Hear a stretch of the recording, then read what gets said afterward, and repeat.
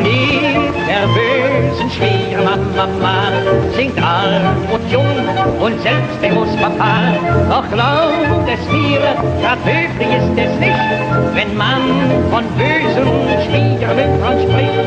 Die lieben, guten, braven sagt doch an, seid ehrlich jetzt, was haben sie getan? Wenn auch so manche nicht bei ihr in Huld, da ist der Mann bestimmt dran selber schuld. Als Diplomat geb ich jetzt meinen Rat.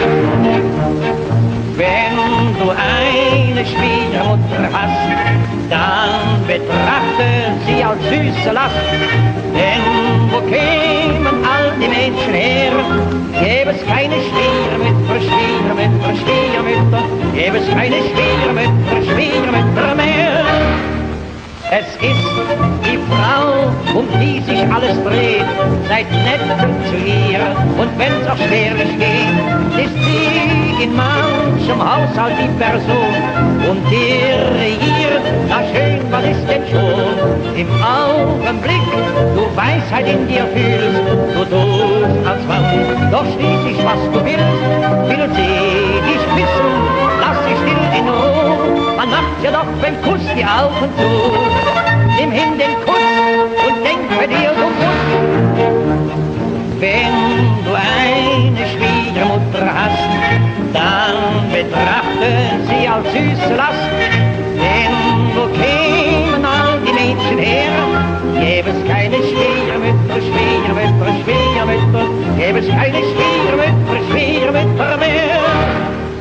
Hör zu, dass ich nicht ganz im Unrecht bin, wo käm ein Mann mit 7 Töchtern hin, wenn ich die Schwiegermutter mit Bedacht, sie alle unter Dach und Fach gebracht.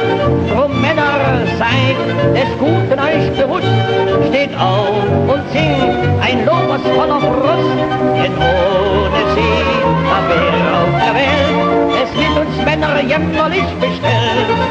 Das wir heute hier verdanken wir nur ihr. Wenn du eine Schwiegermutter hast, dann betrachte sie als süße Last. Denn wo kämen all die Mädchen her, gäbe es keine Schwiegermütter, Schwiegermütter, Schwiegermütter, gäbe es keine Schwiegermütter, Schwiegermütter mehr.